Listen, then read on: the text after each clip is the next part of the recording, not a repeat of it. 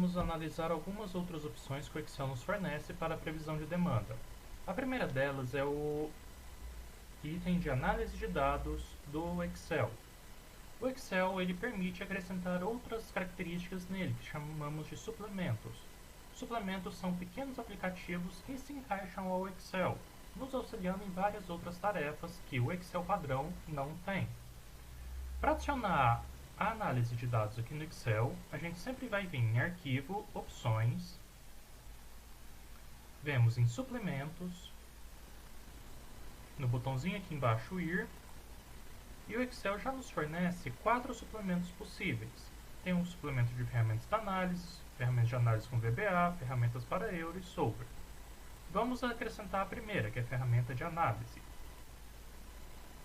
Aparentemente não alterou nada no Excel, porém se formos lá na abinha de dados, vai aparecer agora um novo botãozinho chamado análise de dados. Igual comentei, um suplemento, é algo além do Excel padrão. Clicando aqui em análise de dados, ele nos oferece várias opções de análises estatísticas ou relacionadas com estatística, incluindo as previsões. Então temos os ANOVAs, correlação, estatística descritiva, teste de Fourier, histogramas, entre várias outras questões, teste P, teste Z e por aí vai. Vou gerar aqui alguns números aleatórios para a gente estar trabalhando com eles. Então vou clicar aqui em geração de número aleatório, vou colocar 100 dados aleatórios, desculpa, só uma variável, com 100 dados aleatórios, numa distribuição normal, média 100 com desvio de 10, só para ter uma aleatoriedade.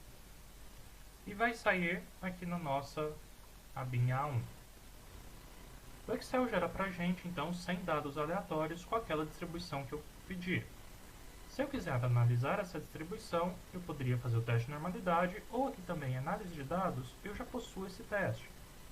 Eu venho aqui em estatística descritiva, com os dados selecionados, insiro os dados que eu quero, de 1 até 100, os dados estão agrupados na coluna, e eu quero que saia a estatística descritiva aqui na minha coluna C1. Quero que saia um resumo estatístico, e o restante vai permanecer igual.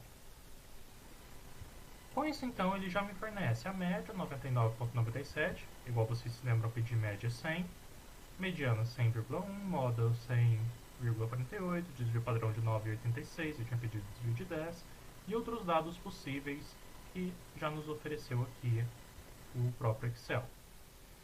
Mas, trabalhando com o Excel para a análise de previsão de demanda, a gente vem aqui em análise de dados e ele possui alguns itens interessantes. Ele já possui, por exemplo, o ajuste exponencial, que é aquela formulinha da média com ajuste exponencial, com a suavização exponencial.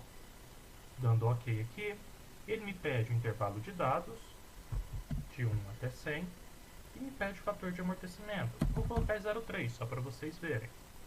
E vou colocar como dados de saída o F1 aqui. Quero um resultado gráfico. Vamos ver o que ele vai me fornecer. Com isso, o Excel ele tenta organizar os nossos dados de acordo com o dado passado.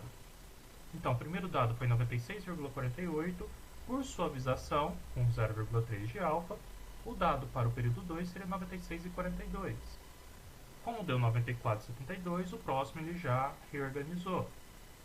Igual vocês se lembram da formulinha da exponencial. Outro jeito, outra função que o Excel tem, além do ajuste exponencial, seria a questão de regressão, que dá para fazer pelo meio gráfico, igual a gente já aprendeu, ou dá para fazer também por aqui. Clicando em regressão, ele pede os dados de x e os dados de y. No caso, eu não tenho os dados de x aqui, eu não tenho os meses, de 1 a 100, por isso que não vai dar certo fazer direto. A regressão sempre precisa de duas colunas de dados. Estou trabalhando aqui com a regressão de 1 até 100. Em 100 meses, por exemplo, obtive esses valores. E quero que ele faça a regressão linear. Os dados de y vai ser aqui nossa coluna A. Os dados de x, a minha coluna B, que são os meses.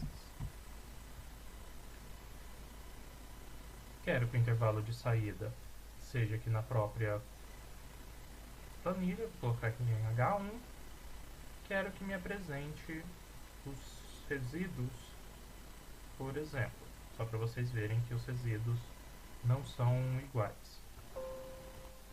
Tem alguma falha aqui.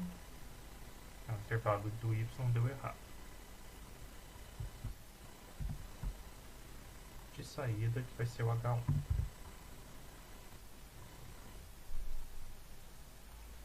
Com isso, ele já nos fornece os dados da regressão linear, inclusive com R quadrado, com regressão de ANOVA e as intersecções que eu tenho. Aqui já tem uma análise estatística um pouquinho maior.